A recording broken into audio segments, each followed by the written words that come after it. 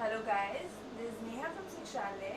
Today we will solve example 1 of principle of mathematical induction. Let us see.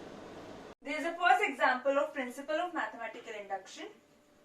For all n greater than equal to 1, prove that sum of n square is equal to n plus 1, 2n plus 1 divided by 6. तो हमें ये statement prove करनी है हर n के लिए जो greater than ये equal to 1 के है. स्टेप्स हमारे पास कौन से स्टेप्स होते हैं? हमारे पास फर्स्ट स्टेप होता है P1 इज ट्रू, फिर हम शो करते हैं PK इज ट्रू, और थर्ड स्टेप क्या करते हैं हम PK प्लस 1 इज ट्रू. तो P1 is true, PK is true and then PK plus 1 is true. So let us suppose इस स्टेटमेंट को हम Pn लेट कर देते हैं क्योंकि एक प्रिंसिपल स्टेटमेंट है. Let us suppose that the given statement is Pn.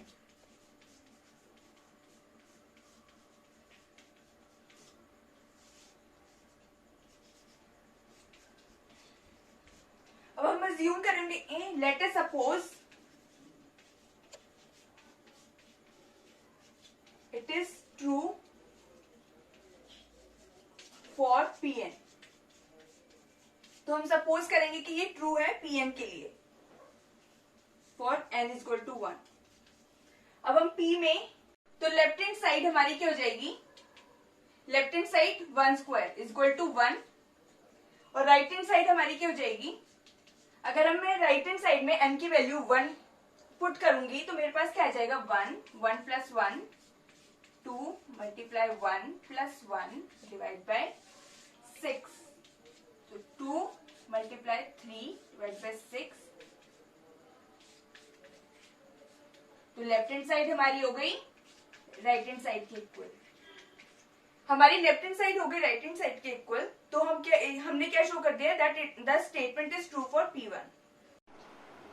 Now we will show that the statement is true for PK. अब हम शो करेंगे कि स्टेटमेंट ट्रू है PK के लिए for n is equal to k. अब left hand side क्या हो जाएगी मेरी? Left hand side 1 square plus 2 square up to k square, और राइट हैंड साइड की हो जाएगी और which is equal to k plus 1 2k plus 1 divide by 6. और राइट हैंड साइड की हो जाएगी मेरी k plus 1 2k plus 1 divide by 6. Right hand side में मैंने क्या किया? n की बजाय मैंने n को रिप्लेस कर दिया k से. तो k plus 1 2k plus 1 divide by 6. तो लेफ्ट हैंड साइड मेरी इक्वल हो गई राइट हैंड साइड के. तो it is true for PK. तो जो गिवन स्टेटमेंट है ये ट्रू हो जाएगी किसके लिए? PK के लिए. पहले हमने P1 के लिए शो किया, अब हमने PK के लिए शो कर दिया. अब नेक्स्ट शो करेंगे let us suppose that the statement is true for PK plus 1.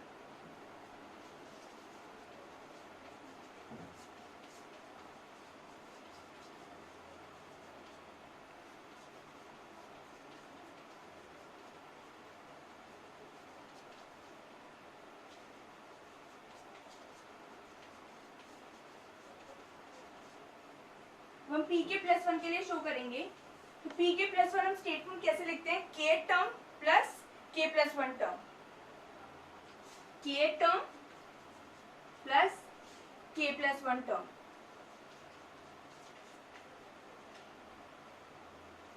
तो K टर्म यानी ये वाली टर्म, ये जो K टर्म हमने निकाली थी ये रही K टर्म, इसको हम नंबर 1 पुट कर देते हैं. 1 square plus 2 square 3 square up to k square plus, और हम k प्लस 1 टर्म को यानी n को k प्लस 1 टर्म के लिए हम क्या करेंगे? n को रिप्लेस कर देंगे k प्लस 1 से प्लस k प्लस 1 स्क्वायर. तो स्टूडेंट्स पहले हमने P1 के लिए शो किया, फिर हमने PK के लिए शो किया, अब हम PK प्लस 1 के लिए शो करेंगे. तो PK प्लस 1 का टर्म कैसे लिखते हैं? पहले हम लिखते हैं K term plus K plus 1 term. तो K टर्म कैसे लिखते हैं? जो n है उसको हम रिप्लेस कर देंगे K से, और k प्लस 1 टर्म में हम क्या करेंगे? n को रिप्लेस कर देंगे k प्लस 1 से. तो पी के की वैल्यू हमने क्या निकाली थी, ये 1 square plus 2 square up to k square equal to k plus 1 2k plus 1 divide by 6। तो मैं इस स्टेटमेंट में ये के स्टेटमेंट में मैंने कैसे लिखी, एन को मैंने रिप्लेस कर दिया के से। तो ये मेरी स्टेटमेंट पी के स्टेटमेंट है विच is equal to k plus 1 2k plus 1 divide by 6 plus के प्लस 1 टर्म कैसे लिखा मैंने, एन को रिप्लेस कर दिया मैंने के प्लस 1 से, तो 1 स्क्वायर प्लस 2 स्क्वायर के प्लस 1 स्क्वायर। तो ये मेरी जो ये के प्लस 1 स्टेटमेंट आ जाएगी, यानी जो एन टर्म है इसको मैं रिप्लेस कर दूंगी के प्लस 1 से, तो मेरा ये आ गया के प्लस 1 स्क्वायर। अब इसमें मैंने क्या किया, ये जो टर्म मैंने निकाली है इसमें से मैंने कॉमन ले लिया के प्लस 1 और फिर मेरे पास ये आ गया के प्लस 1 के 2k प्लस 1 प्लस के प्लस 1 डिवाइड बाय 6। अब हम इस स्टेटमेंट में से k प्लस 1 कॉमन ले लेंगे। k प्लस 1 मैंने कॉमन ले लिया, ये k का k एज इट इज मैंने कर दिया, 2k प्लस 1 डिवाइड बाय 6 ये आ जाएगा मेरा, कि जब मैंने k प्लस 1 कॉमन ले लिया तो मेरे पास ये स्टेटमेंट आ जाएगी। अब इस स्टेटमेंट को मैंने एक्सपेंड किया 2k square plus k plus 6k plus 6, तो ये मेरे पास ये फैक्टराइजेशन आ जाएगा पूरा, 2k square plus 7k plus 6, ये फैक्टराइजेशन आ गया। तो फैक्टराइजेशन में क्या होता है, हम इसको 2k square plus 4k plus 3k divide by 6 लिख देंगे। फैक्टराइजेशन में क्या होता है, इनका product 6 2 12, 6 multiply 2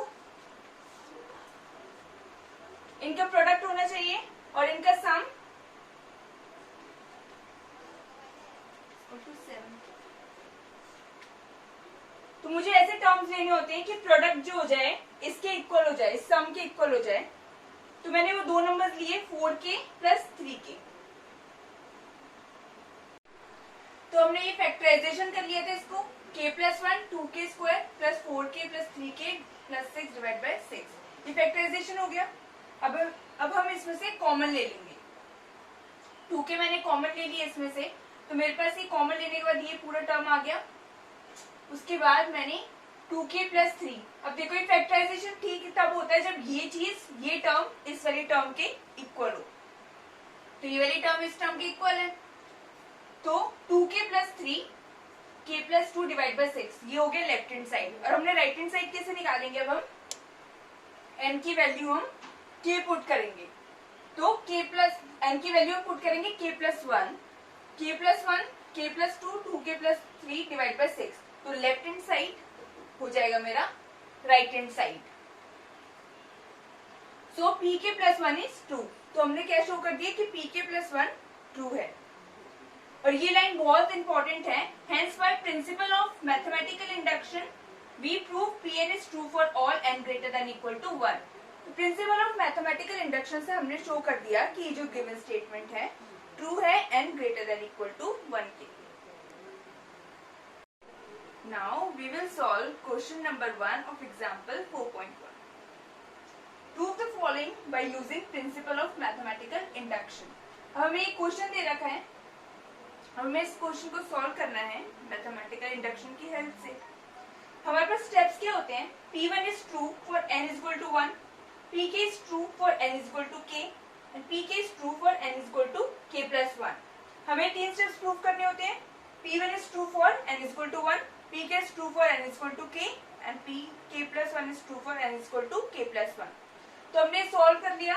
late us suppose that the given statement मैंने ये जो गिवन स्टेटमेंट है हमने इसको Pn मान लिया, जैसे हमने प्रीवियस क्वेश्चन में कंसिडर कर लिया था। ये गिवन जो स्टेटमेंट है एक मैथमेटिकल स्टेटमेंट है और मैथमेटिकल स्टेटमेंट को हम Pn बोलते हैं। Let P1 be true for n is equal to 1। हमने सपोज कर लिया कि ये स्टेटमेंट ट्रू है n इज इक्वल टू 1 के लिए, क्योंकि हमारे स्टेप्स यही होते हैं कि P1 is true for n is equal to 1। Left hand side हो गया मेरा 1, राइट हैंड साइड n। अब राइट हैंड साइड में हमने क्या किया, n की बजाय मैंने 1 पुट कर दिया, तो 1। अब देखो 1 minus 1 is equal to 0 which is equal to 1।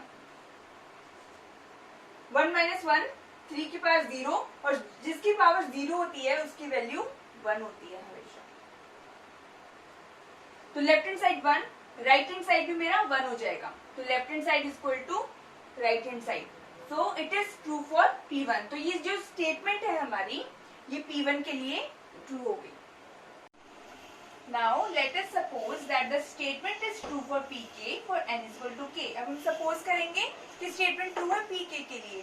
पहले हमने P1 के लिए ट्रू कर दिया, अब हम Pk के लिए शो करेंगे। Pk के लिए कैसे शो करते हैं? जो n को रिप्लेस कर देंगे हम k से, तो P ये हम लिख देंगे Pk। तो हमने 1 प्लस 3 प्लस 3 स्क्वायर n को रिप्लेस कर दिया k से, तो ये 3k माइनस 1 इक्वल टू, यहाँ पे भी हमने n को रिप्लेस कर दिया k से, तो हमारे पास ये pk स्टेटमेंट आ गई और हम इसको नंबर 1 कर मार्क कर दिया।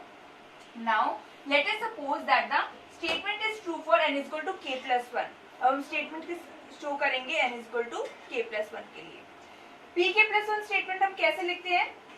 k term plus k plus 1 term.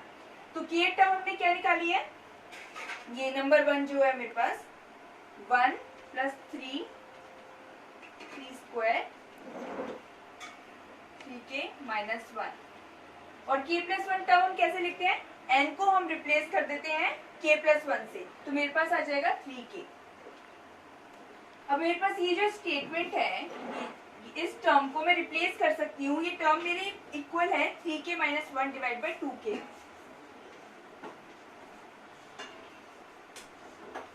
Plus 3k। हम एलसीएम ले लेंगे।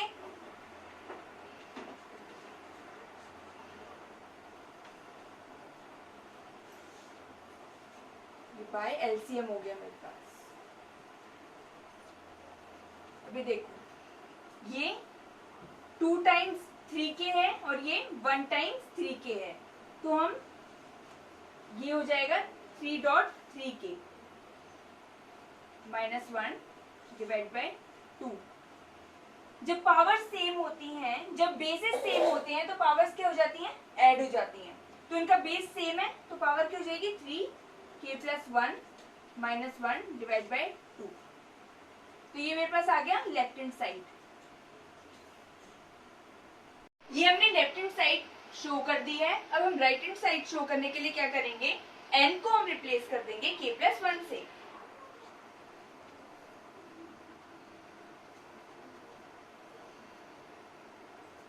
इस वाली स्टेटमेंट 3k प्लस 1,